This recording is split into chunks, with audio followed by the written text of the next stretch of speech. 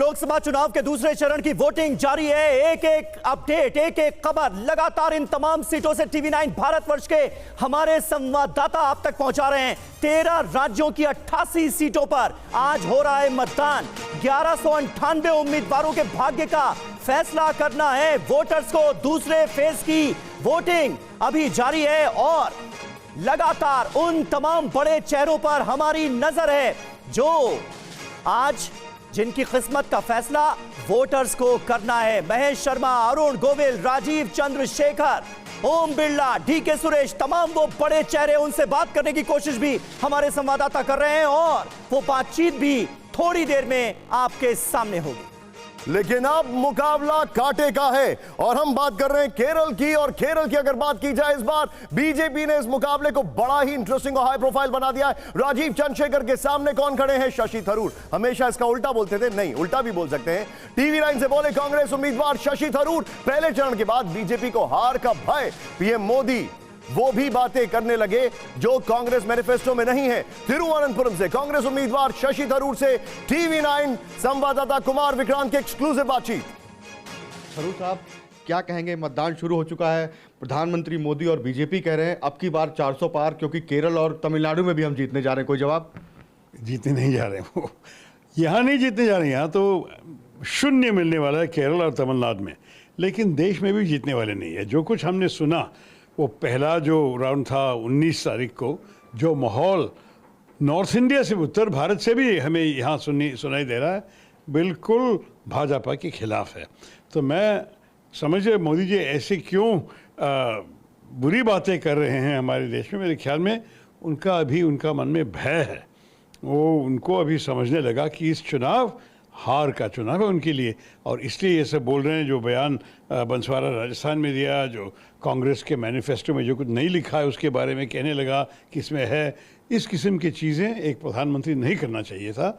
लेकिन उनका सिर्फ ये डर है कि अभी चुनाव आने वाला है, तो जो भी बोले जीतने के लिए बोल रहे हैं। लेकिन बार बार वो कह रहे हैं कि कांग्रेस पार्टी, सैम पित्रोदा का जो विरासत कर की बात आई, उन्होंने प्रधानमंत्री कहना है कि कांग्रेस पार्टी दूसरों की संपत्ति, आपकी संपत्ति ले लेगी, मंगलसूत्र ले लेगी और मुसलमानों में बांट देगी। ये विरासत का जो टैक्स था, किसने उसको बंद किया? राजीव गांधी ने। 1985 की बात कह रहा हूँ मैं। दूसरी बात यह है, दोबारा ले आने के लिए किसने बात की? भाजपा सरकार। 2019 के बजट में जयंत सिन्हा, जो उस वक्त MOS फाइनेंस था, वो उन लोग बताने शुरू किए कि इनहेरिटेंस टैक्स, ये विरासत का टैक्स अच्छा होगा देश के लिए। चुनाव जीतने के लिए वो लोग नहीं चला उसके साथ, लेकिन आइडिया उनके मन में थे, हमारे नहीं। और हमारी मैनिफेस्टो आप पढ़ के देख लीजिए, एक लफ्ज़ भी नहीं इसके बारे में। हमने कहीं नहीं कहा कि विरासत में टैक्स करेंगे, हमने कहीं नहीं कहा कि किसी का मंगलसूत्र छीन लेंगे, हमने कहीं नहीं कहा कि लोगों का पैसे लेके अगर आपके पास 2 घर है तो एक सरकार ले लेंगे, मुसलमानों को दे देंगे। ये सब प्रधानमंत्री के मन में कहाँ से आया? हमारे लिखित 2 डॉक्यूमेंट जो सब लोग पढ़ सकते हैं, इसमें तो देखिए, केरल की 20 में से 20 सीटें जीतने का दावा शशि थरूर कर रहे हैं और कह रहे हैं कि ऐसी बातें जो मैनिफेस्टो का हिस्सा नहीं है वो कही जा रही हैं बीजेपी की तरफ से। इस बीच एक अहम खबर आ रही है। राजस्थान के माउंट आबू में ईवीएम में खराबी आ गई है। बूथ नंबर 176 से यह खबर हमारे पास आ रही है। यहां पर मशीन में खराबी आ गई है। प्रशासनिक अधिकारी मौके पर पहुंचे हैं। बूथ के बाहर लोगों की भीड़ लगी हुई। इस वक्त एक और बड़ी खबर आ रही है। बिहार की 4 सीटों में वोटिंग का टाइम बढ़ गया है। गर्मी बहुत है, गर्मी की वजह से टाइम बढ़ा दिया गया है। मौसम विभाग ने लू की चेतावनी जारी की है, यानी कि या तो पहले हाफ में जमकर वोटिंग करें या बाद में भी आपके लिए टाइम बना दिया गया है। और लेकिन इस सब के बीच में इंटरेस्टिंग बात है, मेरठ में क्या होने वाला है। टीवी 9 पर मेरठ से बीजेपी उम्मीदवार अरुण गोविल की अगर बात की जाए, लोगों का प्यार वोट में जरूर बदलेगा। अरुण गोविल से टीवी 9 संवाददाता सुमन कुमार ने बातचीत की। मेरठ से बीजेपी प्रत्याशी अरुण गोविल इस वक्त हमारे साथ है। अरुण जी, आज वोटिंग डे है, मतदान हो रहा है, लोगों से क्या अपील करेंगे, आप क्या कहेंगे? मेरा कहना आज इतना ही है कि वोट सबको डालना चाहिए, 100% सभी को। वोट हमारा देश के प्रति कर्तव्य है, हमारा अपने प्रति अधिकार है। हमें अपने कर्तव्य और अधिकार का प्रयोग करना चाहिए। सर, रियल लाइफ तो आप बहुत लंबे समय तक आपने जिया है, रियल लाइफ में जब आप पॉलिटिक्स में उतरे, किस तरह का अनुभव रहा, किस तरह का प्यार लोगों का मिला? बहुत बहुत ज़्यादा प्यार मिला है, बल्कि यहाँ चुनाव में उतरने के बाद वो प्यार और सम्मान और बहुत ज़्यादा बढ़ गया है। पहला चुनाव आप लड़ रहे हैं, क्या उम्मीदें हैं आपको? नहीं, पूरी उम्मीदें हैं मुझे। I am very hopeful and very positive about it. जी, कुछ चुनौतियां भी सर लगी, जो कि सिटिंग एमपी थे 3 बार के राजेंद्र अग्रवाल, उनको काट कर आपको उम्मीदवार बनाया गया, तो कहीं पूरे चुनाव के दौरान सर कुछ चुनौतियां भी महसूस हुई आपको? किस तरह की चुनौतियों की बात करें आप? मतलब राजनीतिक रूप से, सांगठनिक रूप से, या आपको लगा कि जिस तरह से सब चीज़ें ठीक है? नहीं, सभी चीज़ें ठीक हैं, मुझे इसमें कहीं कोई समस्या नहीं दिखाई दे रही। बिल्कुल। अयोध्या में भव्य राम मंदिर बनने के बाद पहली बार लोकसभा चुनाव हो रहा है, यूपी और पूरे देश में एक तरीके से राम को लेकर सर जिस तरह का वातावरण है, आप भी आइकॉनिक कैरेक्टर सर आपने निभाया, तो उसे लेकर कैसे देखते हैं इस कनेक्ट को? नहीं, कनेक्ट तो हो ही रहा है। लोग भगवान राम से कनेक्टेड हैं ही, जिन लोगों की उनके प्रति आस्था है वो पूरी तरह कनेक्टेड हैं, और भगवान राम से जुड़ी हुई जो भी चीज़ होती है उससे वो बहुत जल्दी कनेक्ट होते हैं। जब आप रोड शो कर रहे थे सर, मैंने देखा कि किस तरह से लोग आपके एक झलक पाने को लेकर और आपके साथ लोगों का जो प्यार है वो कनेक्ट पुराना लोगों का दिख रहा था, तो इससे कितना आत्मविश्वास भरा लगा कि सर वो चीज़ें वोटों में भी तब्दील हो सकती है? नहीं, बिल्कुल होंगी वो वोटों में तब्दील। Why not? कोई रीज़न नहीं है कि ना हो, बिकॉज वोट हम कोई भी डालता है तो वो कुछ चीज़ें सोच कर डालता है ना। पार्टी देखता है, उसके नेता देखता है, उसका नेतृत्व देखता है, प्रत्याशी को देखता है, प्रत्याशी का अपना एक चरित्र होता है उसको देखता है, तो यहाँ सारी चीज़ें पॉजिटिव हैं, तो हर चीज़ मुझे पॉजिटिव दिखाई दे रही है इस समय।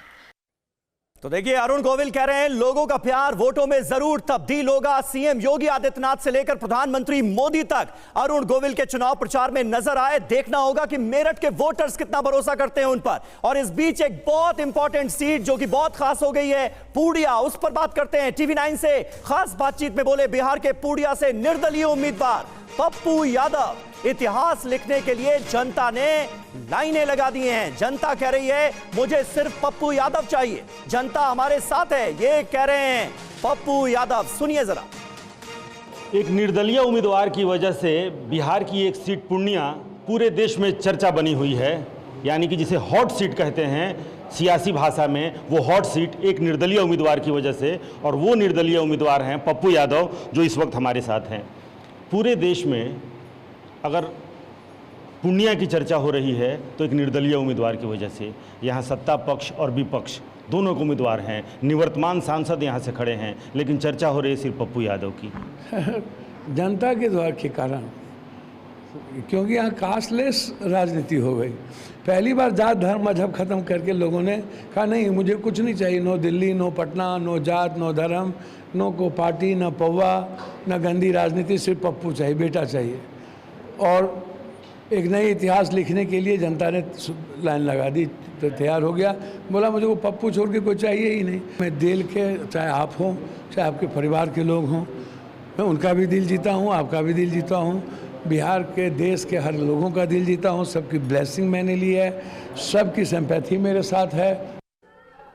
सीधे चलेंगे, इस वक्त हमारे सहयोगी हमारे साथ जुड़ चुके हैं, हमारे खास मेहमान हमारे साथ हैं। इंटरेस्टिंग बात क्या है, अभी अभी आपने शशि थरूर को देखा, कुमार विक्रांत मेरे साथ हैं। तिरुवनंतपुरम में संसदीय सीट पे से एनडीए उम्मीदवार राजीव चंद्रशेखर मतदान से पहले वेतुकट चर्च पहुंचे और उनका यह दावा है कि हम बहुत जबरदस्त जीत से जीतने वाले हैं। सीधे मैं चलूंगा, मेरे साथ मौजूद हैं कुमार विक्रांत। कुमार विक्रांत, ये एक ऐसी जगह है केरला जहां पर कुमार विक्रांत से शायद अभी संपर्क नहीं हो पा रहा है, मैं उनके पास आ रहा हूं, लेकिन मैं चलूंगा। मेरे साथ सुरभि मौजूद है। सुरभि, बड़ी इंटरेस्टिंग खबरें निकल के आ रही हैं। जहां पर आप मौजूद है, हाई प्रोफाइल कैंडिडेट भी और हाई प्रोफाइल वहां पर लोग भी है। सुधा मूर्ति ने थोड़ी देर पहले कहा, जो कि हम दिखाने वाले हैं, कि आप घर बैठ के टिप्पणी ना करें, वोट करें। क्या हाल है वोटिंग का वहां पर?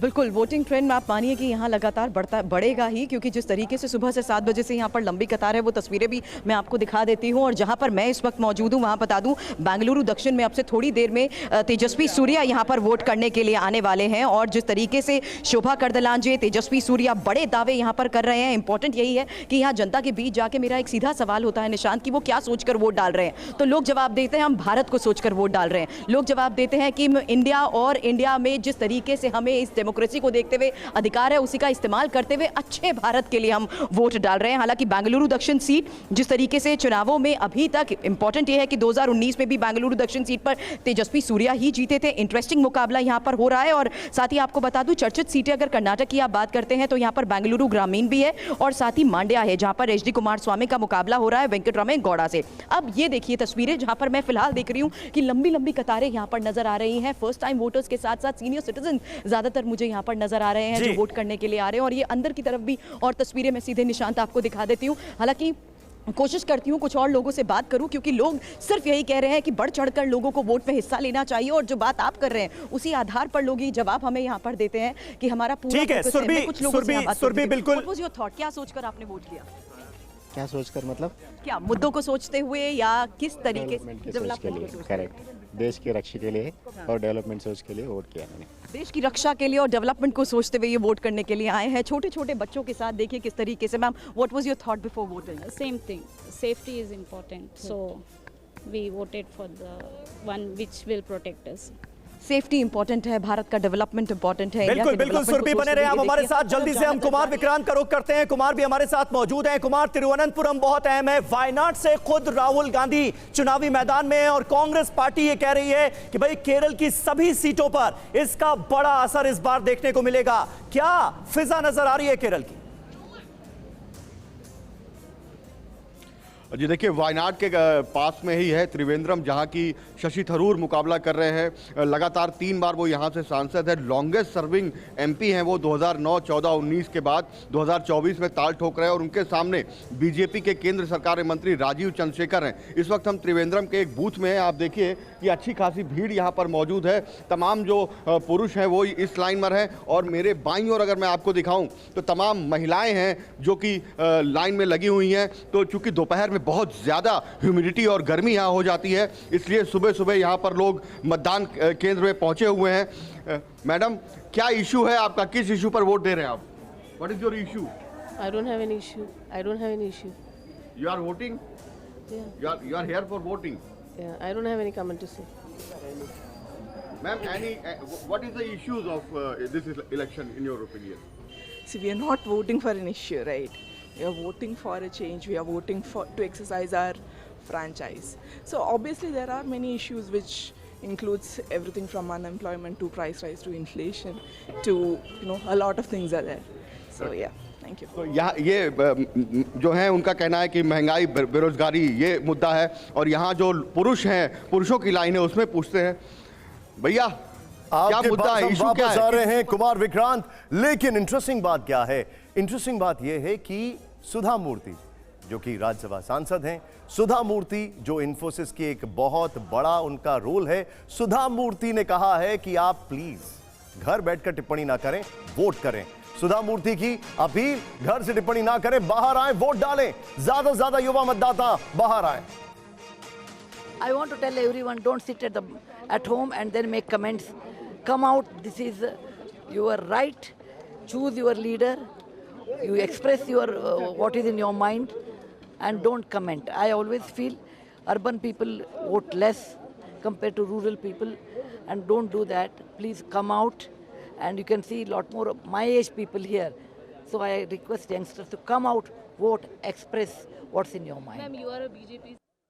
सीधे में चलूंगा। इस वक्त हमारे साथ हमारे खास मेहमान जुड़ चुके हैं। सभी लोग इस वक्त हमारे साथ हैं। प्रमोद जी हमारे साथ जुड़े हुए हैं बीजेपी से। आपका स्वागत है सर, बहुत बहुत स्वागत। लेकिन समीर सर, एक बड़ा सवाल मन में है। केरल की अगर बात की जाए तो केरल में हमने देखा इस बार इंडिया अलायंस, उसी के अंदर प्रॉब्लम्स दिखाई दे रही थी। राहुल को FIR और पता नहीं क्या क्या हुआ वहां पर। यह क्या चिंक इन द आर्मर है? देखिए, केरल की अगर आप राजनीति की बात करेंगे तो हमेशा केरल 2 धड़ों के अंदर चुनाव होते रहे, एक LDF और एक UDF। कांग्रेस का जो धड़ा है वो UDF कहलाता है और LDF जो है वो लेफ्ट वामपंथियों का नेतृत्व में बना हुआ धड़ा है।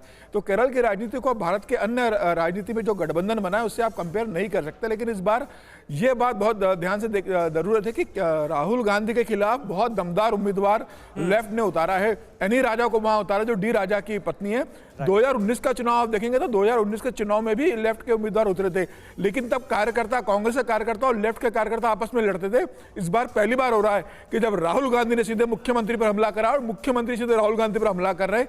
यह बता रहा है कि इस बार लेफ्ट बहुत ताकत से राहुल गांधी को चुनौती दे रहा है। मुझे लग रहा है कि राहुल गांधी भी इस बात को जानते हैं कि इस बार उनका चुनाव जितना आसान 2019 में था उतना नहीं रहने वाला है, और हो सकता है कि आज के मतदान के बाद राहुल गांधी अमेठी से चुनाव लड़ने के लिए नामांकन आने वाले दिनों में भर सकते हैं। फिलहाल ऐसी खबरें भी आ रही हैं समीर जी। प्रमोद स्वामी का हमें रुख करना होगा। प्रमोद जी, मिशन साउथ जो कांग्रेस पार्टी का है वो 50 सीटों का लक्ष्य उसमें निर्धारित किया गया है। भले ही प्यार भी तकरार भी लेफ्ट पार्टियों और कांग्रेस के बीच केरल में नजर आ रही हो, लेकिन साउथ बीजेपी के लिए कमजोर नब्ज माना जाता है। इस बार क्या स्ट्रेटजी साउथ को लेकर आप लोगों की?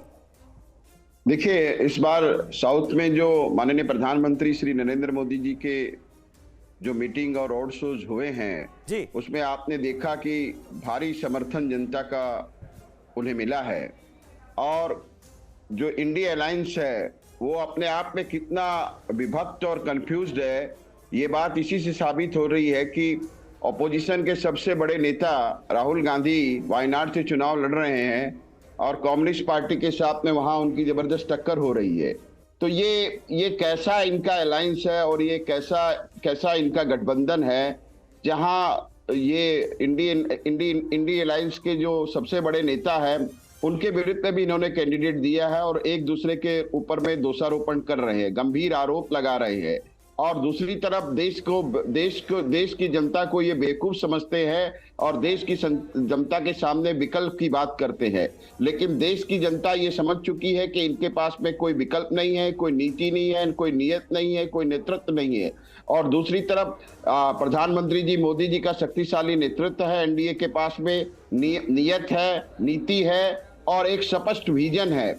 और आपके चैनल में अभी कुछ वोटरों ने कहा कि हमको ये वोट जो है वो डेवलपमेंट के लिए करना है, राष्ट्र की सुरक्षा को मजबूत करने के लिए करना है और एक शक्तिशाली नेतृत्व की हमें आवश्यकता है। इस बात को देश की जनता समझ रही है कि देश को अगर हमें आगे ले जाना है, प्रगति के पथ पे ले सर, मैं आपको रोकूंगा यहाँ पर, थोड़ा सा आपको रोकूंगा। आनंद पांडे सीधे चल रहे हैं। नरेंद्र मोदी जी प्रधानमंत्री बनेंगे और प्रचंड बहुमत से जीतेंगे।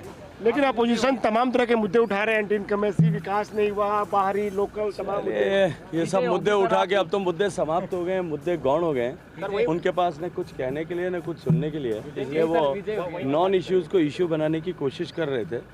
और जितने इश्यूज बनाए थे उन सब इश्यूज को परसों शाम को जो प्रेस वार्ता हुई है और मुख्यमंत्री के ओएसडी ने, मुझे लगता है कि उसके बाद में सब कुछ स्पष्ट हो गया है कि किस तरह से षड्यंत्र रच करके पिछले 6 साल से सरकार सब कुछ कर रही थी।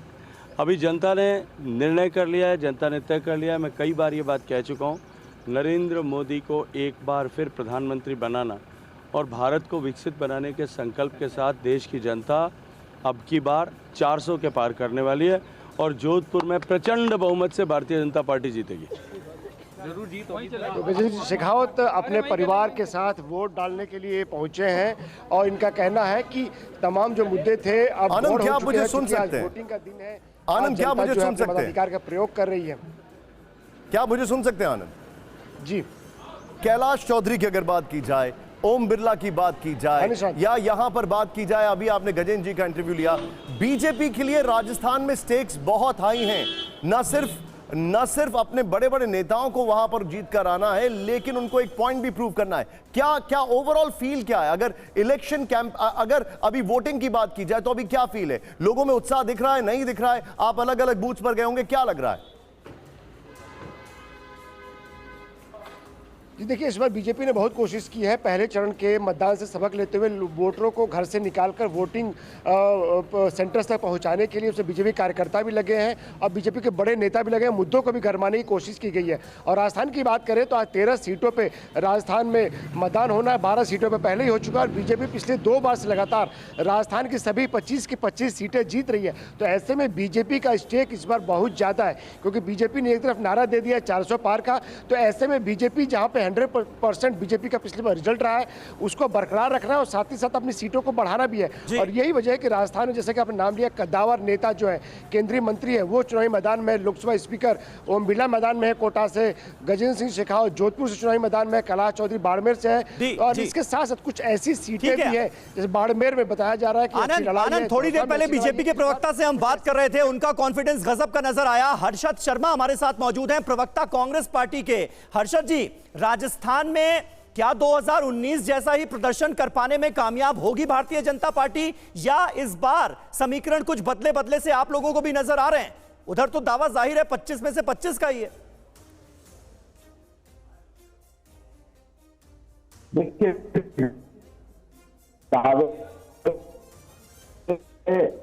तो भारतीय जनता पार्टी जब पिछली बार हरियाणा में चुनाव था तो भारतीय जनता पार्टी 75 पार का नारा देती थी और 40 पर रुक गई थी। बंगाल में 150 पार का नारा देती थी, 76 पे रुक गई थी। तो देखिए, दावे तो हर पॉलिटिकल पार्टी करती है कि वो इतनी सीट लेके आ रही है या उतनी सीट लेकर आ रही है, लेकिन राजस्थान की हकीकत यह है कि जब अभी हाल ही में विधानसभा चुनाव हुआ था और विधानसभा चुनाव के बाद एक सीट पर जो चुनाव रह गया था, वहां भारतीय जनता पार्टी ने एक व्यक्ति को मंत्री बनाया और उपचुनाव करवाया, और वहां पर कितने बड़े मार्जिन से भारतीय जनता पार्टी की हार हुई थी वो विद इन 2 मंथ्स पब्लिक के सामने आ गया था। क्योंकि अशोक गहलोत जी का जो राजस्थान में प्रभाव था, उनकी सरकार का जो प्रभाव था, जो उन्होंने नीतियां बनाई थी, उसको भारतीय जनता पार्टी ने जो बंद करी थी, उससे लोग आक्रोशित हैं। उसके बाद इन लोगों के जुलूल बयानों से लोग आहत हैं। एक पूरा राजपूत समाज इनके खिलाफ हो गया है। इनके प्रत्याशियों का वीडियो वायरल हो रहा है कि पहले चरण में हमें भारी नुकसान हो गया है। तो पिछली बार का रिजल्ट तो रिपीट होने का सवाल ही नहीं उठता है। वो पहले चरण में जो नुकसान होना था वो हो गया है। इसके बाद प्रधानमंत्री अमित शाह जी और भारतीय जनता पार्टी के दूसरे नेता ये सोचते हैं कि जनता जो है वो इनकी। हर्षद जी, मैं आपको थोड़ा सा रोकूंगा। आपने जो पॉइंट रखा है इसके ठीक उलट राजस्थान की पूर्व मुख्यमंत्री, उनका स्टेटमेंट आया वोटिंग के बाद, बोली वसुंधरा राजे इस बार भी बीजेपी सरकार बनेगी। ये कहा उन्होंने, नरेंद्र मोदी फिर प्रधानमंत्री बनेंगे। आइए देखते हैं क्या कहा। आने वाले इस चुनाव के अंदर फिर से इस चुनाव के बाद फिर से भारतीय जनता पार्टी की सरकार बनेगी और तीसरी बार मोदी जी प्रधानमंत्री बनेंगे। अब लगता है कोई मुकाबला है झालावाड़ में, क्योंकि देखिए इलेक्शन होता है जी, इसलिए कौन किसका मुकाबला ये और कैसा मुकाबला ये कोई कह नहीं सकता। ये एक तो ईश्वर के हाथ में है और हमारे ईश्वर रूपी जनता के हाथ में है, इसलिए टेकन फॉर ग्रांटेड कभी नहीं कर सकते। सीधे यहां से आपको लेकर चलते हैं होशंगाबाद। शुभम हमारे साथ है। शुभम, हाउस द जोश? पीछे आपके लंबी लंबी लाइन दिख रही है कि नहीं दिख रही है? बिल्कुल निशान, नर्मदापुरम में तो जोश हाई दिखाई दे रहा है। आपको दिखाते हैं, यहाँ पर सुबह 6:30 बजे से यहाँ पर लंबी कतारें देखने को मिल रही थी। इससे पहले हम छिंदवाड़ा गए थे, वहाँ पर इतनी लंबी कतार हमें दिन के किसी भी समय दिखाई नहीं दी थी। मगर अभी यहाँ पर आप देखें तो सुबह से ही पहुँचे। जल्दी से वोटर से बातचीत कर लेते हैं। आपका क्या नाम है सर? रवि उपाध्याय। किन मुद्दों पर वोट करने जा रहे हैं आप? जो सरकार के मुद्दे हैं उसी। आप बताएं, क्या नाम है? फर्स्ट टाइम वोटर हैं आप? नहीं। अच्छा, मनीष राजौरिया नाम है। क्या मुद्दों पर वोट करने जा रहे हैं इस बार? तो के बारे में तो अभी बता नहीं सकता। आपका अच्छा फर्स्ट टाइम वोटर है। क्या मुद्दे हैं जिसको जहन में रखकर वोट करने जा रहे हैं? अब जिनके अच्छे नेतृत्व रहा होगा तो उनको वोट करेंगे। आप बताएं, आपका क्या नाम है? सर संदीप है। क्या मुद्दे हैं जहन में चल रहे हैं जिन पर आज वोट करने जा रहे हैं? वो ये रोजगारी बेरोजगारी सब मोदी सरकार सब दे रही है, मोदी सरकार को करेंगे वोट हम तो। चलिए ठीक है, कुछ महिलाएं भी निशान, उनसे भी जल्दी से बातचीत कर लेते हैं। मैम, आपका क्या नाम है? शरद उपाध्याय। महिलाओं के लिए क्या खास मुद्दे रहे इस बार के लोकसभा चुनाव में, उन पर आप वोट करने जा रहे हैं? सिक्योरिटी हमेशा ही मुद्दा रहती है, वो रही। डेवलपमेंट है, सशक्तिकरण है, ये सब मुद्दे हैं। एक अच्छी चीज़ आपके शहर में दिखाई दे रही है कि मतदाता बड़े जागरूक हैं। सुबह 6:30 बजे से यहाँ पर सभी आए हैं। इसका क्या कारण? गर्मी? हाँ, बेसिकली गर्मी, और जल्दी जल्दी हो जाए तो ज़्यादा अच्छा है। शादियाँ भी हैं तो लोग शायद उस कारण भी ज़्यादा आ रहे हैं। जी ठीक है। आप बताएं मैम, आपका क्या नाम है? मंजू राठौर। आप बताएं किन मुद्दों पर हो रहा है वोट कर रहे हैं आप लोग? विकास के मुद्दे पे। विकास के मुद्दे पर तो विकास, राष्ट्रहित, बेरोजगारी, इस तरह से मुद्दे हैं निशान। और अच्छी बात यही है कि मतदाता अपने घरों से निकल रहे हैं।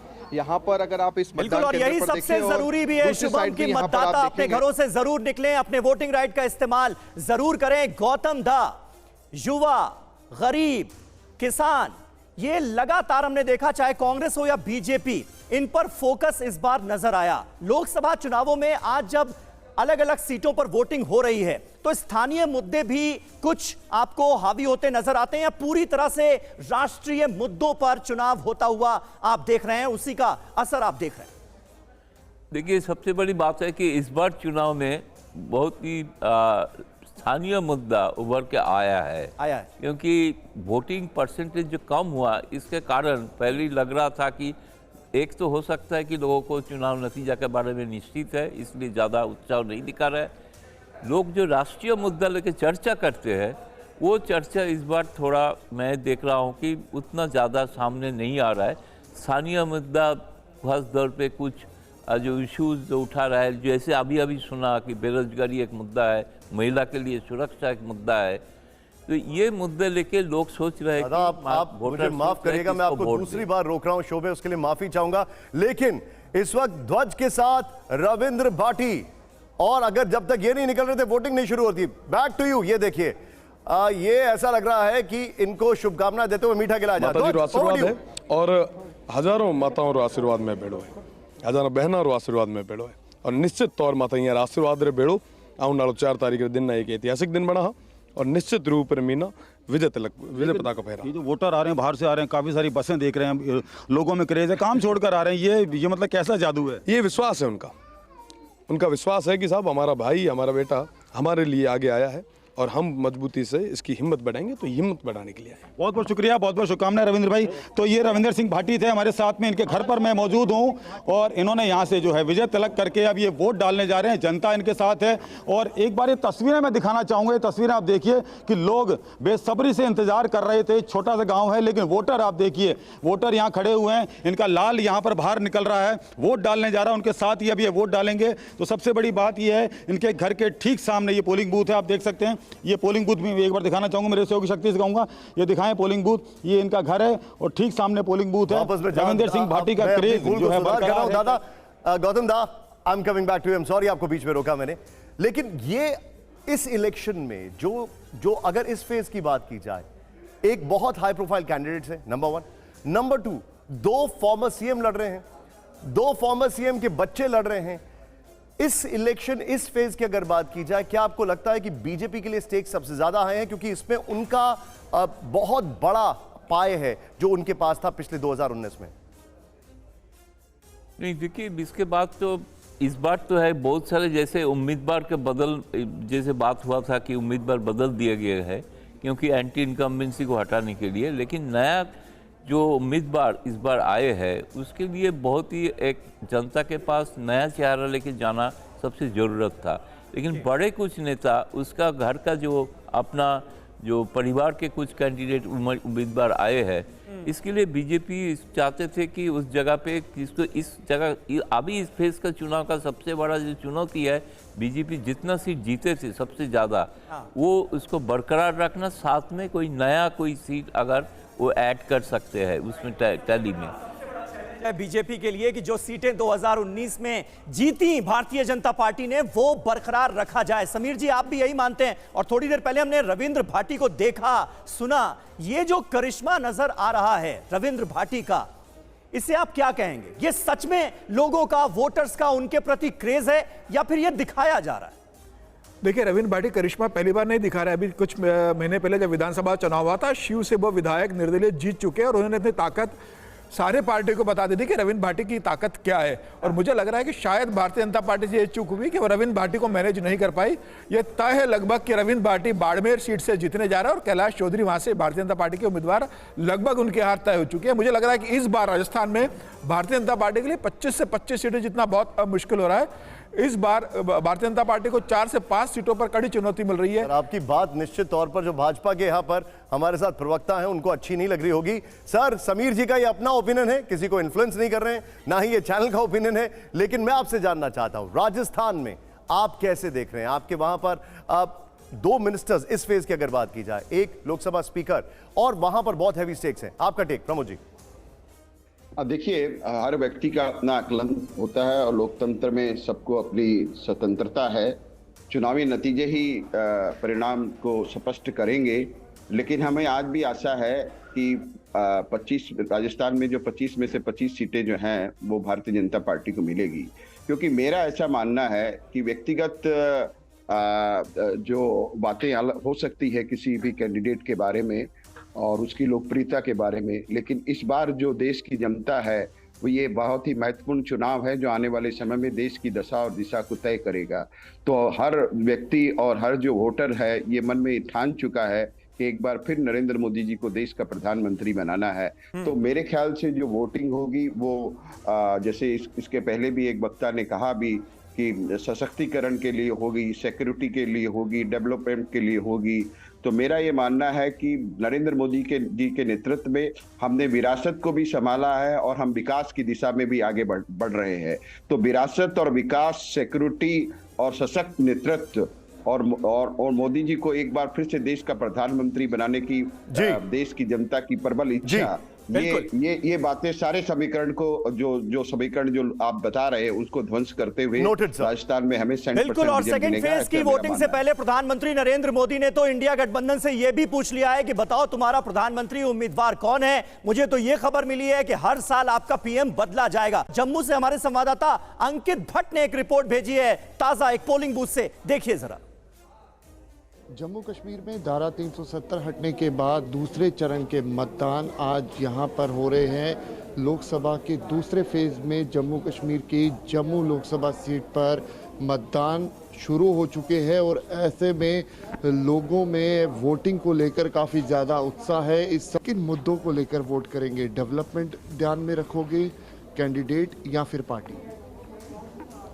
देखो, डेवलपमेंट तो हो रही है, धीरे धीरे आगे एजुकेशन सेंटर में भी थोड़ा ध्यान देना चाहिए, रोड डेवलपमेंट में भी और थोड़ा ध्यान देना चाहिए ताकि आने वाली पीढ़ियों के लिए इतनी मुश्किलें ना हो और इन फ्यूचर सभी के लिए ठीक रहे जो भी सिस्टम। आप युवा भी है, युवा क्या सोच के वोट कास्ट करेगा? डेवलपमेंट, रोजगार, पार्टी को देख के या फिर कैंडिडेट को? ये रोजगार को देख के, ये हर एक पर्सन का एक राइट है कि हम चूज कर सके अपनी गवर्नमेंट बिना कहीं प्रेशर के। यहाँ पर रोजगार, विकास, पार्टी या फिर कैंडिडेट को देख के वोट करेंगे? सबको देख के, सभी को देख के। बहुत सारे मुद्दे हैं जो मेरे दिमाग में इस वक्त चल रहे हैं, बट सबसे पहले जो मेन मुद्दा है वो देश का है। पर्सनल मुद्दे तो आज नहीं तो कल चलते रहेंगे, देश बढ़ना चाहिए। अगर आप घर में बैठे हैं तो आपको दो चीजें याद रखनी है। पहला तो सुधा मूर्ति ने क्या कहा, घर में बैठ के टिप्पणी मत करें, बाहर निकले वोट करें। और दूसरी चीज हम आपको दिखाने वाले हैं, नॉर्थ ईस्ट में एक 94 साल की महिला ने वोट डाला है, 94, और वो भी सबसे पहले, वो हम आपको दिखाने वाले। लेकिन बड़ी खबर, वोट डालने पहुंची निर्मला सीतारमण। इस वक्त की बड़ी खबर, बड़ा भार है इनके कंधों पर देश की अर्थव्यवस्था को लेकर और बड़ी तारीफें भी इनको मिली हैं देश की अर्थव्यवस्था को लेकर। ये देखिए, सादगी के साथ निर्मला सीतारमण ने अपना मतदान किया। ये तस्वीर आपके सामने, ये देखिए जरा। और ये बड़ी अच्छी बात है, हम देख रहे हैं कि बेंगलुरु में सभी लोग जल्दी जल्दी निकल रहे हैं। सुरभि हमारे साथ है। सुरभि, आगे हम क्या आने वाला है वो भी दिखाने वाले हैं, समीर बताएंगे। लेकिन बेंगलुरु में ये जो लीडिंग फ्रॉम द फ्रंट, अगर ये सभी लोग जो जिसको कहा जाए who's and who's of the industry, अगर वो पहले वोट डाल रहे हैं तो एक बहुत स्ट्रांग मैसेज है, which is a very good sign. बिल्कुल, और यहाँ पर पारा तो वैसे ही हाई हो जाता है, राजनीतिक पारा भी जिस तरीके से हाई है उसी के तहत इस वक्त सुबह सुबह हम देख रहे हैं कि पोलिंग बूथ पर किस तरीके से लंबी कतार है। ये तस्वीरें दिखाने के साथ साथ दो महत्वपूर्ण बातें जिस तरीके से आप स्टूडियो में चर्चा कर रहे हैं निशांत और समीर, ये इंपॉर्टेंट है कि कर्नाटक में आज दूसरे चरण का जो मतदान हो रहा है, 14 सीटों पर चुनाव है। वहाँ आपको बता दूं 10 सीटों पर मौजूदा MP चुनाव नहीं लड़ रहे हैं। अब ये बदलती रणनीति का ही नतीजा है कि ये बड़ा फैसला लिया गया। दूसरी इंपॉर्टेंट बात ये कि बीजेपी के जिस तरीके से सबसे बड़ा मुद्दा नरेंद्र मोदी को फिर से PM बनाना तो है ही है, और उसी लिहाज से यहाँ पर प्रचार भी किया गया है। और उसी प्रचार के बलबूते मेरा ये सवाल होता है यहाँ पर लोगों से कि वो क्या सोच के मतदान कर रहे हैं। हालांकि इंपॉर्टेंट ये है कि जिस तरीके से हम स्टूडियो में बैठकर राम मंदिर, हिंदुत्व, आर्टिकल 370 या यूनिफॉर्म सिविल कोड की बात करते हैं, क्या वो चुनावी मुद्दे हैं और क्या उन्हीं मुद्दों का फायदा यहाँ पर बीजेपी को होने वाला है? ये एक बड़ा सवाल यहाँ की स्टूडियो में भी चर्चा पर रहा है। लेकिन विधानसभा चुनावों में कांग्रेस से मिली हार के बाद क्या इन मुद्दों से यहाँ पर दूरी बनाई गई है? क्योंकि बिल्कुल, इन तमाम मुद्दों का कितना असर पड़ेगा वोटर के जहन में क्या है जब वो वोट देने जा रहा है? प्रमोद जी, ये बताइए कि देश की अर्थव्यवस्था का जो की जिम्मेदारी जो है जिन कंधों पर है, वित्त मंत्री निर्मला सीतारमण वो वोट डालने पहुंची हैं। लेकिन इस बार इन चुनावों में मिशन 2047 पर आप लोगों की खास तवज्जो रही। क्या आपको लगता है कि ये एक बड़ा मुद्दा आपकी पार्टी की तरफ से रखा गया है कि 2047 तक विकसित भारत बनाना है, इसलिए आप नरेंद्र मोदी को तीसरी बार सत्ता में लाइए? असर करेगा? बिल्कुल करेगा। देखिए, माननीय प्रधानमंत्री को, मोदी जी को देश के प्रधानमंत्री के रूप में पूरे देश की जनता देखना चाहती है। और दूसरी तरफ जैसे आपने भी इस बात का जिक्र किया कि अगर ओपोजिशन से हम ये सवाल पूछें कि भाई आपका प्रधानमंत्री का कैंडिडेट कौन है, तो जैसा कि आपने कहा कि हर साल एक प्रधानमंत्री बदलेगा क्योंकि उनके पास में प्रधानमंत्री का कोई चेहरा ही नहीं है।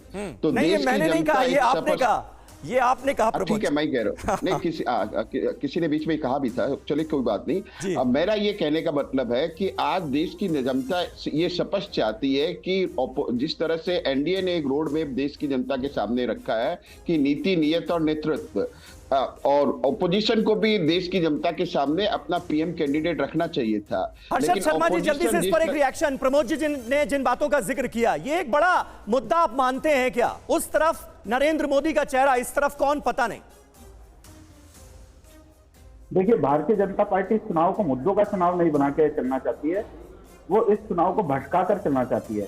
कभी कांग्रेस के मैनिफेस्टो को मिसकोट करते हैं, कभी प्राइम मिनिस्टर का कैंडिडेट बने। यार आप बताइए ना, आपने पिछले 10 साल में महंगाई के लिए क्या किया, बेरोजगारी के लिए क्या किया, क्राइम अगेंस्ट वुमेन के लिए क्या किया? 50 मुद्दे हैं जिससे देश की जनता त्रस्त है, लेकिन नहीं, हम अपने उसी एजेंडा पे रहेंगे। एक नफरत का एजेंडा, एक लोगों को विभाजन करके राजनीति करने का एजेंडा, और लेफ्ट राइट की सारी बात करेंगे। इस देश की जनता ने कई बार गठबंधन की सरकारें देखी है। पिछले जब यूपीए की सरकार थी 2004 से 2014 तक, तो क्या हर साल प्रधानमंत्री बदलता था? इस देश की जनता जब वोट देने जाती है भाई साहब, तो भारतीय जनता पार्टी के मतदाताओं की तरह नहीं कि जाते हैं और सोच कर जाते हैं कि बस हमें तो एक ही बटन देखना और उसको वोट करना है। उसका वो पूरा विश्लेषण करते हैं, और विश्लेषण ये है कि आज देश के मुद्दे क्या है। देश का मुद्दा महंगाई है, बेरोजगारी है, और जो हमारा सोशल फैब्रिक देश का खराब हो गया है वो मुद्दा है। प्रधानमंत्री जी की जो बातें हैं, जिस स्तर की वो बातें कर रहे हैं, कैसे वो कांग्रेस के मैनिफेस्टो को मिसकोट कर रहे हैं, ये सारी चीजें लोग देखते हैं। आप अभी हम मैं आपको थोड़ा सा रोकूंगा सर। एक हमेशा सुर्खियों में रहने वाले अपने बयानों से, अपनी एक्टिंग से, प्रमोद जी आपके पास में आ रहा हूं। अभी बड़ा न्यूज फ्लो है सर, मैं आपके पास आ रहा हूं, आपसे जवाब जरूर लूंगा।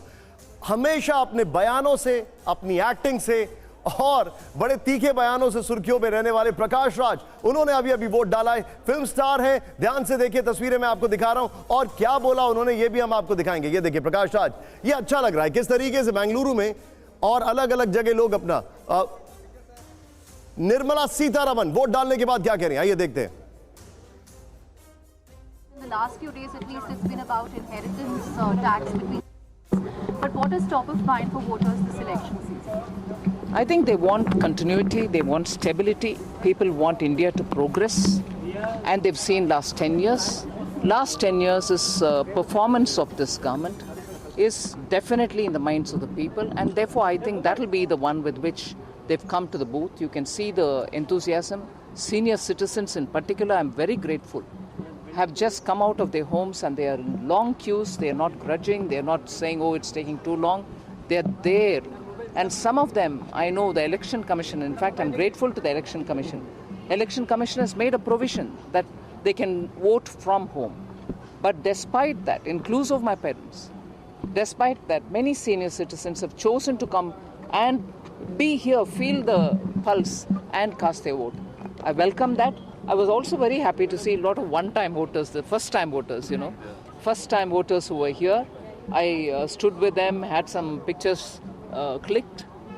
The enthusiasm among the senior citizens and enthusiasm among the young, the first-time voters is very encouraging. पहले 3 शब्द बड़े मायने रखते हैं। उन्होंने कहा कंटिन्यूटी, स्टेबिलिटी और परफॉर्मेंस, ये बात उन्होंने कही है। और यही हम सुनना चाह रहे थे कि इस इलेक्शन में कितना कैंपेनिंग मोड चल रहा है विकास के ऊपर, या बात की जाए बेरोजगारी के ऊपर, अंडर डेवलपमेंट या डेवलपमेंट के ऊपर। लेकिन इलेक्शन कहां चला गया, अब आगे वाला जो बयान है वो भी सुनिए। बात टीवी 9 से खास बातचीत में बोले सुकांत मजूमदार, हिंदुओं को डराया और धमकाया जा रहा है।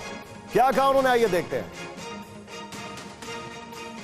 फर्स्ट फेज इलेक्शन जो था वैसे शांतिपूर्ण हुआ था, कूच बिहार में छोटे मोटे 2 घटना घटे थे। इस बार सेकंड फेज में क्या हो सकता है, ऐसा कुछ है आप? देखिए अभी तो पता चलेगा क्या होगा, बाकी तो सही, अभी तक सही है। एक जगह में ईवीएम का नंबर नहीं मैच हो रहा है, ऐसा ही हमारे पास आया है। बाकी हर जगह में, देखिए कल रात में गंगानापुर में एक कार्यकर्ता जो एजेंट बैठेगा उसके घर में हमला हुआ था। आज सुबह वो बैठा, फिर भी एजेंट फॉर्म लेके वो अंदर बैठा। अभी तक ऑलमोस्ट पीसफुल है। 2-4 जगह पे, स्पेशली गंगानापुर, इटाहार में बहुत दिक्कत है क्योंकि हिंदूज वहाँ पे माइनॉरिटी है, तो उनको डराया धमकाया जा रहा है। वहाँ के जो विधायक है मुशर्रफ, वो मुशर्रफ के तरफ से और जो टीएमसी के लीडर्स है, लोकल लीडर्स है, उनके तरफ से हिंदुओं को डराया धमकाया जा रहा है कि वोट ना दें। पूर्व मिदनापुर में बीजेपी कार्यकर्ता का डेड बॉडी मिला है मोइना में अभी मुझे सुबह न्यूज़ मिला कि एक कार्यकर्ता का डेड बॉडी मिला है। इसका इंक्वायरी होना चाहिए कि क्या कारण है, और आगे समय से मतलब इसका इंक्वायरी अगर पुलिस ठीक से नहीं करती, हम कोर्ट जाएंगे, सीबीआई मांगेंगे। गौतम दास, सुकांतो मजूमदार को आपने सुना, और पश्चिम बंगाल की सियासत का अलग ही रंग नजर आता है। मजूमदार कह रहे हैं एन चुनावों के वक्त, वोटिंग के वक्त, कि जहां जहां हिंदू माइनॉरिटीज में है पश्चिम बंगाल में, उन्हें डराया जा रहा है। कैसे देखते हैं आप? देखिए बीजेपी का तो ये बोलना स्वाभाविक है, क्योंकि जितना ध्रुवीकरण कर पाएंगे उतना उनका सुविधा होगा, क्योंकि सुकांत मजूमदार का सीट इस बार थोड़ा फंसा हुआ है। अच्छा। वो बहुत ही ज़्यादा उसको दिक्कत में, उसको तगड़ा बहुत ही मुकाबला में है निश्चित तौर पे। तीनों सीट जो भाजपा जीते थे, आज जो चुनाव हो रहा है, ये तीनों में से उनका जो सीट है उसमें तृणमूल कांग्रेस बहुत ही एक कड़ा चुनौती दे रहा है। इसलिए शायद वो चाहता है कि उनका जो अपना कोर कॉन्स्टिट्यूंसी, कोर वोटर है, हिंदू मतदाता है, ताकि ज़्यादा से ज़्यादा उनको वोट दे, ताकि उसका सीट आसानी से निकल सकता है। बंगाल का जो चुनाव है, एक बात मानना पड़ेगा, छिटपुट घटना जरूर हुई है, लेकिन फर्स्ट फेज का जो चुनाव था वो मोटे दर पे शांतिपूर्ण नहीं हुआ था। कुछ जगह पे हंगामा हुआ था, लेकिन जिसका बंगाल का जो कहा जाता है कि हर बार चुनाव में साथ साथ भारी हिंसा जो होते हैं, उतना नहीं है। आज अभी एक अच्छी बात है, लेकिन हिंसा का इतना ज्यादा खबर नहीं है। की हालत बहुत ज्यादा मजबूत नहीं है, तो उनके बयान से क्या ये समझा जाए कि डर के आगे जीत है, जिस तरीके से वो बता रहे। लेकिन अब देखिए मौसम का मिजाज कितना फर्क डालता है। जम्मू लेकर चल रहे हैं, जबरदस्त भीड़ वहां पर थोड़ी देर पहले दिखाई दे रही थी। हालांकि चुनाव आयोग को पता है, कुछ जगह उन्होंने वोटिंग का टाइम बढ़ा दिया है। सीधे मेरे साथ अंकित मौजूद है जम्मू में। अंकित, जोश ही जोश दिखाई दे रहा है, हम देख रहे हैं आपके पीछे। बिल्कुल सही बात कर रहे हैं निशांत, और अभी भी साफ तौर पे वक्त जो है वो तकरीबन 8:20 का हुआ है। लेकिन तस्वीरों में आप देखिए कि किस तरीके से लंबी लंबी कतारें जो है वो यहाँ पे साफ तौर पे देखने को मिल रही है, चाहे वो महिलाएं हो, खास तौर पे महिलाएं, बुजुर्ग, युवा, फर्स्ट टाइम वोटर काफी ज्यादा उत्साहित यहाँ पे देखने को मिल रहे हैं, क्योंकि धारा 370 हटने के बाद पहली बार यहाँ पे लोकसभा के चुनाव हो रहे हैं। कितने ज्यादा उत्साहित है आप खास तौर पे वोट डालने को लेकर? हम तो बहुत ज़्यादा हैं, और ये एक मेला है, एक त्यौहार है, और त्यौहार की तरह मनाते हैं हम लोग। और जिस तरह से मैनेजमेंट है अच्छी तरीके से चल रही है, और कोशिश कर रहे हैं कि हम लोग अच्छे तरीके से डेवलपमेंट पर, बेरोजगारी पर जो हमें लगता है उस पर हम वोट कास्ट करें और अच्छे तरीके से करें। सब लोगों से अपील करेंगे कि अपने घरों से बाहर निकलिए, वोट कास्ट करें। हाँ जी, जरूरी है, ये हमारा हक है, वोट देना जरूरी है। युवा क्या सोच रहा है, क्या दिमाग में है जब आप वोट कास्ट करेंगे? रोजगार, डेवलपमेंट, या फिर कुछ हो? सब कुछ ही है, डेवलपमेंट है, रोजगार है, बाकी नौकरी जो मिलेगी वो सब है। युवाओं के लिए पिछली सरकारों ने कुछ यहाँ पे किया है? सर सब कुछ हुआ है, डेवलपमेंट भी हो रही है। बिल्कुल अंकित, बने रहिए आप हमारे साथ। तो वोटर्स का मिजाज क्या है ये लगातार हम आपको दिखा रहे हैं। और TV9 भारतवर्ष से बोले केरल की पथानमथिट्टा सीट से बीजेपी उम्मीदवार अनिल एंटनी केरल में इस बार इतिहास बनाएंगे, ये कहा गया है अनिल एंटनी की तरफ से, जो अब बीजेपी के नेता हैं, उम्मीदवार हैं। पूर्व रक्षा मंत्री और सोनिया गांधी के करीबी AK एंटनी के बेटे अनिल एंटनी इस वक्त हमारे साथ मौजूद हैं, जो केरल से बीजेपी के टिकट पर चुनाव मैदान में हैं, वोट डाल चुके हैं। सर क्या कहेंगे, क्योंकि आपके पिताजी कह चुके हैं कि वो आपके खिलाफ लोगों से अपील करेंगे कि वोट करें। सर चुनाव प्रचार का टाइम ख़त्म हो गया, कल कैंपेनिंग अभियान सब ख़त्म हो गया और आज पोलिंग डेट है। हमको बहुत विश्वास है कि इस बार हम ये एक मेंबर ऑफ पार्लियामेंट को इलेक्ट करने का चुनाव नहीं है, ये एक राष्ट्रीय चुनाव है। और इस चुनाव में हम अगले 5 साल में भारत का सरकार कौन होगा, भारत का प्रधानमंत्री कौन होगा, इसका फैसला हम इस चुनाव में ले रहे हैं। और हमको बहुत विश्वास है कि इस चुनाव में हमको हमारा गठबंधन को नेशनल स्टेज में 400 से ज़्यादा सीट्स मिलेंगे, हमारे पार्टी को 370 से आगे सीट्स मिलेंगे। और केरला में भी हम इस बार इतिहास बनाएंगे, क्योंकि अभी तक केरला में हमको एक सीट्स भी नहीं मिले हैं आज तक, लेकिन पहले बार हमको डबल डिजिट वोट शेयर था, फर्स्ट टाइम एवर। इस टाइम हमको डबल डिजिट वोट शेयर में सीट्स में हम कंटेस्ट कर रहे हैं, बहुत स्ट्रांगली कंटेस्ट कर रहे हैं। और हमको बहुत विश्वास है कि इस डबल डिजिट सीट्स में हम मेजॉरिटी सीट्स हम जीतेंगे। सर आखिरी सवाल, एक बात और है कि आपके पिताजी जो कि लगातार कांग्रेस पार्टी में रहे, सोनिया गांधी के बहुत करीबी रहे, उनसे आपकी बातचीत होती है? क्योंकि वो बार बार कह रहे हैं कि मैं तो कांग्रेस के साथ ही रहूंगा और मैं तो अपने बेटे के खिलाफ भी कहूंगा कि वोट दीजिए। इस देश के farmer defence minister AK Antony के बेटे, जिन्होंने इस चुनाव से कुछ दिन पहले कहा कि मेरे पिता उस पार्टी में है जिस पार्टी को देश ने रिजेक्ट कर दिया है, हालांकि मैं अपने पिता का बहुत मान सम्मान करता हूं। मेरे साथ हर्षवर्धन जी मौजूद हैं, मेरे साथ राजेश जी आ चुके हैं और हम सभी लोग बहुत जल्दी आपके पास आ रहे हैं, समीर, मैं, क्योंकि हम सबको भी वोट डालने जाना है। लेकिन हर्षवर्धन जी, सबसे पहले एक बात बताइए, अब अनिल एंटनी की बात की जाए या जिस तरीके से ये चुनाव डाउन साउथ हो रहा है, उस पर आपका टेक, खासकर ये देखते हुए कि वो एक ऐसा एरिया है जो अनएक्सप्लोर्ड है बीजेपी के लिए?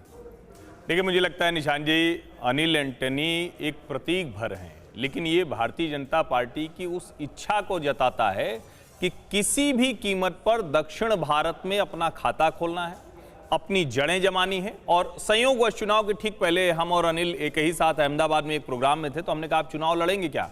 तो उन्होंने कहा कि जो भी मोदी जी तय कर देंगे, चुनाव तो मोदी जी के नाम पर होना है। हमने कहा आपके परिवार में क्या स्थिति है? तो उन्होंने एक बात कही, अब इसको जाहिर है कि अलग अलग लोग डिनाई करेंगे, जैसे उनके पिता ने तो उन्हीं को खारिज कर दिया था, लेकिन उन्होंने कहा कि हमारे पिता इसीलिए दिल्ली कम रहते हैं कि अब कांग्रेस में उनकी भी बात नहीं सुनी जाती जी। यानी AK एंटनी, जो सोनिया गांधी जी के सबसे नजदीक के सलाहकार माने जाते थे, सबसे ट्रस्टेड हैंड, बेदाग व्यक्ति, उसकी ये स्थिति है। तो आप इससे भी समझिए। और एक तरफ भारतीय जनता पार्टी, जिस दक्षिण भारत में उसके लिए वोट कहां से मिलेगा, कौन करेगा, कितना करेगा, वो उस तरह से लड़ाई। पथानमथिट्टा मुझे लगता है कि नजर रखनी चाहिए, उस तरह की सीट होगी जो आश्चर्यजनक परिणाम दे सकती है। बिल्कुल, राजेश जोशी जी भी हमारे साथ मौजूद हैं। जोशी जी, लेकिन फर्स्ट फेज के वोटिंग के बाद सेकेंड फेज से पहले जिस तरह के बयानात नेताओं के सामने आए, जिस तरह से मां, मंगलसूत्र और मुसलमान जैसे मुद्दे लगातार सुर्खियों में रहे, उसका कितना असर आपको सेकेंड फेज में नजर आ रहा है?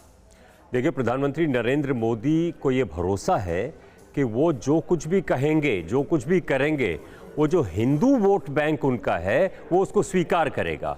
उसको ये स्वीकार्य है कि वो मुसलमान का डायरेक्ट नाम ले या इनडायरेक्ट नाम ले। पहले संकेतों में बात करते थे, अब लेकिन इस तरह की स्थिति आ गई है कि सीधे कह रहे हैं मुसलमान घुसपैठिया और जो है सब फिफ्थ कॉलमिस्ट, ये प्रधानमंत्री खुद कह रहे हैं। इसका देखिए असर जो है, असर इसका पड़ सकता है, क्योंकि जो एक ऊपर से नीचे तक जो चेन ऑफ कमांड है, जैसे बाबू बजरंगी टाइप के लोग या मुन्ना बजरंगी, कौन यहाँ नूह में थे, उनको कहाँ से संकेत कहाँ से मिलते हैं? संकेत टॉप से मिलते हैं।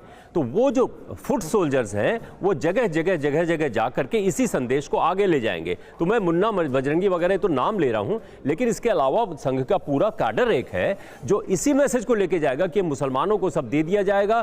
तो हिंदुओं में एक फियर साइकोसिस इससे पैदा जरूर होगी, लेकिन सबसे बड़ी बात यह है कि क्या वो फियर साइकोसिस उनकी बेरोजगारी, उनकी जो महंगाई है उसके ऊपर हावी हो जाएगी या नहीं हो जाएगी। दूसरी बात उसमें एक ये भी है कि जो उनको एक और चीज कन्विंस कर रही है कि हिंदुस्तान में हो सकता है हमें थोड़ी मुश्किल हो रही हो, महंगाई बढ़ रही हो, लेकिन भारत का जो इंटरनेशनली जो छवि बनी है वो मोदी जी ने इतनी बेहतर बना दी है, अब उसको इनसे कोई बात फर्क नहीं पड़ता है कि वो कितनी मुश्किल से गुजर रहे हैं। ठीक है, अब हम आपको लेकर चलते हैं गाजियाबाद। मैं अहार जी आपके पास आ रहा हूं। गाजियाबाद हम आपको लेकर चल रहे हैं। गाजियाबाद से अतुल गर्ग हैं, उनके सामने बड़ा इंटरेस्टिंग फाइट है। डॉली शर्मा भी हैं, नंद किशोर पुंडीर भी हैं और वीके सिंह, उन्होंने खुद ही विड्रॉ कर लिया था। यहां गाजियाबाद से खुद एक एमएलए भी है और ये देखिए क्या कहा उन्होंने, आइए देखते हैं। उत्तर प्रदेश के गाजियाबाद लोकसभा क्षेत्र से बीजेपी के प्रत्याशी अतुल गर्ग हमारे साथ बातचीत करने के लिए हैं और खास बात यह है कि अपने बूथ पर सबसे पहला वोट इन्होंने डाला है, यानी कि वोटर नंबर 1 ये अपने बूथ के हो गए हैं। आप अपने बूथ पर नंबर 1 रहे, लेकिन इस गाजियाबाद में नंबर 1 रहेंगे या नहीं रहेंगे उसके लिए कितने आश्वस्त हैं? क्योंकि इस बार कहा जा रहा है कि कॉम्पिटिशन टफ हो गया। कोई कॉम्पिटिशन नहीं है, अंतर इतना ही समझो जितना पिछली बार लोक विधानसभा में 1,54,000 वोट बीजेपी को मिला था और कांग्रेस को 11,000। एक्सपेक्टेशंस आपसे बहुत हाई है क्योंकि सिटिंग कैबिनेट मिनिस्टर को यहां से रिप्लेस करके आपको दिया गया है, आप सिटिंग एमएलए रहे हैं, तो मार्जिन क्या समझते हैं? क्योंकि वीके सिंह हर बार ज्यादा मतों से जीते, यहाँ पर 5 लाख से ज्यादा मतों। देखिए जीत का अंतर क्या रहेगा मैं नहीं कह सकता हूँ, पर इतना पता है वोट पर। तो अतुल गर्ग को आप सुन रहे थे, बीजेपी के कैंडिडेट हैं और इनके विरोध में कांग्रेस पार्टी की डॉली शर्मा यहां से उम्मीदवार हैं। हर्षवर्धन जी, आप कुछ रिएक्ट करना चाह रहे थे। मुझे लगता है राजेश जी ने जिन बातों का जिक्र किया और कांग्रेस पार्टी जो आरोप लगा रही है कि भाई पोलराइजेशन की कोशिश की गई है सेकंड फेज से पहले, क्योंकि रुझान ऐसे आ गए फर्स्ट फेज में बीजेपी के लिए, क्या कहेंगे आप? समीर जी देखिए, ये तो एक जिसको कहें कि सबसे सामान्य विश्लेषण है और इसकी बात खूब हो रही है क्योंकि थोड़ा वोटिंग परसेंटेज कम हुआ, चुनाव गर्म नहीं दिख रहा था। अलग अलग तरीके से राहुल गांधी अपने तरीके से गर्म कर रहे थे, नरेंद्र मोदी अपने तरीके से गर्म कर रहे थे, लेकिन कल एक आंकड़ा आया है और अभी राजेश जी ने कहा और मुझे बड़ा अच्छा लगा। मैं तो चाहूंगा कि आज दिन भर मतदान के समय ये चर्चा होनी चाहिए कि 2.4% ये रूरल अनएम्प्लॉयमेंट रेट है और 5.4% ये अर्बन अनएम्प्लॉयमेंट रेट है। और ये कितना था? 5 साल पहले 8% के आसपास और 6% के आसपास, यानी करीब करीब पिछले 5 सालों में बेरोजगारी की दर आधी रह गई है। तो क्या महंगाई और बेरोजगारी पर वोट पड़ेगा? क्या विपक्ष के नेता और विश्लेषक लोग सब इसकी बात करेंगे? मुझे लगता है करनी चाहिए, लेकिन होती नहीं है, वोट इस पर पड़ता नहीं। मैं आपको अभी बताना चाह रहा हूं, हमारे जितने भी दर्शक हैं, राहुल गांधी ने ट्वीट किया है, बल्कि उनका एक्स पर सोशल मीडिया प्लेटफॉर्म पर आया है एक पोस्ट और उसमें उन्होंने लिखा है, मेरे प्यारे देशवासियों, देश की तकदीर का फैसला करने जा रहे इस ऐतिहासिक चुनाव का दूसरा चरण है। आपका वोट तय करेगा कि अगली सरकार चंद अरबपतियों की होगी या 140 करोड़ हिंदुस्तानियों की। इसीलिए हर नागरिक का कर्तव्य है कि वह आज घर से बाहर निकले और संविधान का सिपाही बनकर, आगे उन्होंने लिखा है, वोट डाले। ये सीधे में चलूंगा, समीर जी मेरे साथ है। समीर जी, राहुल गांधी की जो एक तरीके से लाइन है कैंपेनिंग की, इसमें बहुत ज्यादा 2019 का इन्फ्लुएंस आप नहीं देख रहे हैं, और ये क्या आज के मास को अपील करेगा? मैं फर्स्ट फेज और सेकंड फेज के बीच की जो कैंपेनिंग स्टाइल है उसकी बात कर रहा हूं।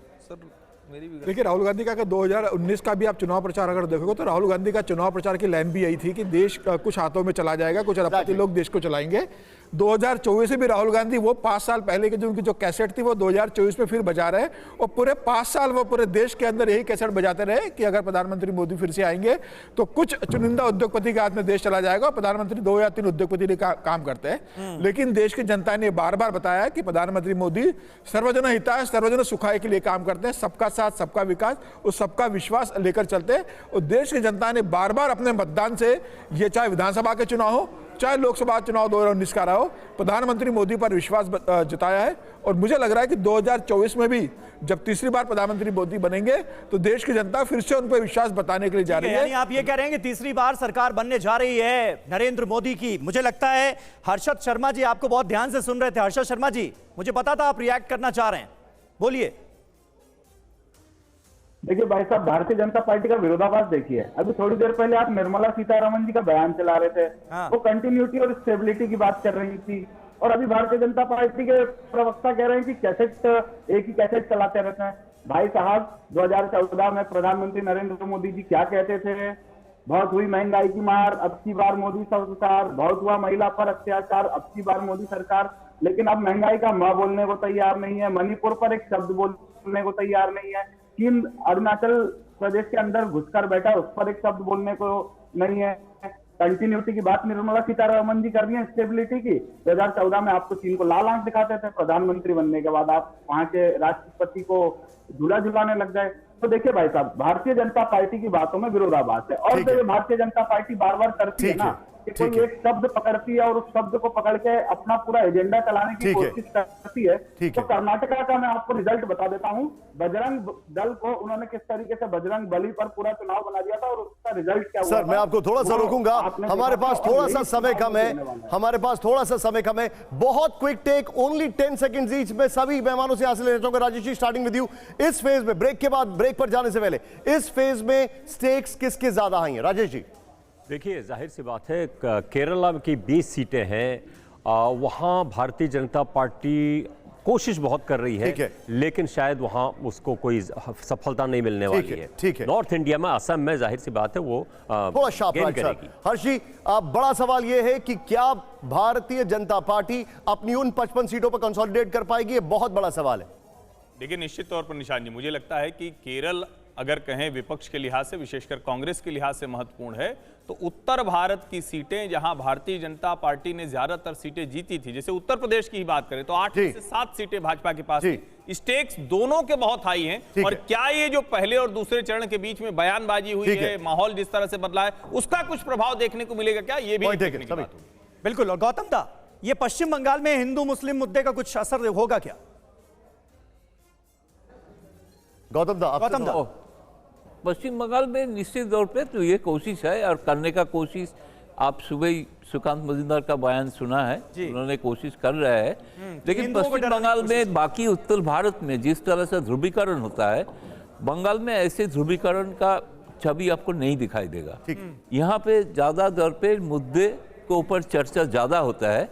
लेकिन पहली बार भारतीय जनता पार्टी कोशिश कर रहा है, इस बार तो उसको 18 सीट बचाना सबसे बड़ा चुनौती है, तो इसलिए शायद करने का कोशिश भी कर। जिस तरह से 2019 में भी जो भारतीय जनता पार्टी का जो कामयाबी मिला था, वो सिर्फ नरेंद्र मोदी नाम के ही मिला था। ठीक है, वो उतना ध्रुवीकरण से नहीं मिला। थोड़ा सा कम है। समीर जी, सेकंड फेज में किसका पल्ला भारी? देखिए, मुझे लगता है सेकंड में निश्चित रूप से एनडीए का पल्ला भारी रहने वाला है। और जहां केरल 20 सीटें पड़ने का चुनाव हो रहा है, राहुल गांधी वहां से चुनाव लड़ रहे हैं, वहां से भी भारतीय जनता पार्टी के लिए इस बार सुखद समाचार 4 जून को आने वाला है।